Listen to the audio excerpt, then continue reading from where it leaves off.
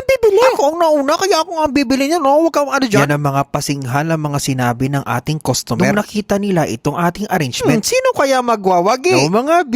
Ako nga pala si Komi, ang inyong masayahing florista dito sa Saudi Arabia. And for today's Bulaklak series, nagre-ready nga ako ng mga ganitong design. Kasi nga minsan mga B, pag meron dumarating na mamadaling mga customer, gusto nila yung bibili na lang sila. Kaya dapat meron tayong mga ready na mga flower-based stand na kagaya nito. Naglagay lang pala ako ng skus dyan sa loob at dinagyan ko ng sponge. Tapos gumamit lang pala ako ng mga stems ng mga rosas. Ito ang gagawin natin para mapalaki talaga lalo natin itong ating design. Puputulin lang natin yung excess, kagaya ng pag-cut off mo sa mga ex mo. Sorry, may ads. Lalagyan lang natin ng sponge dyan sa taas. Sa tingin ko mga B, talagang gaagawa nila itong ating design. Papakasecure din lang pala natin ito mga B para talagang hindi mahulog yung ating design. Lalagyan din natin ng pampa-eksena. Lalagyan ng ganyan, ganon. So alam po paano gagawin mga B. Naisip ko, pag ganito na lang. Tusok lang natin doon sa may pinakababang base yung itong ating steel grass. Tapos ipapalupot natin na parang garnier. Doon naman sa pangalawang sponge doon sa taas. Diba nalilito na ako? Tapos maglalagay din tayo sa ilalim naman na mga pa-curve, ganyan. Kasi sabi ko sa inyo mga B. O diba, steel grass pa lang, napakaganda. Tapos gagamit tayo ng kulay rosa sa pink. Alam niyo ba mga B na mabilis na bibili yung mga ganitong kulay? Oo naman no, lalo na sa mga vase-base. Alam niyo ba bakit? Alam niyo ba na hindi na kayo gusto ng crush mo? Ay, sorry mads, hindi pala yun. Bakit ba kulay pink yung lagi na bibili? Kasi mga B, itong mga ganitong design, lalo na yung mga base, gusto nilang pinareregalo yan sa mga hospital. Lalo na sa mga newborn baby. At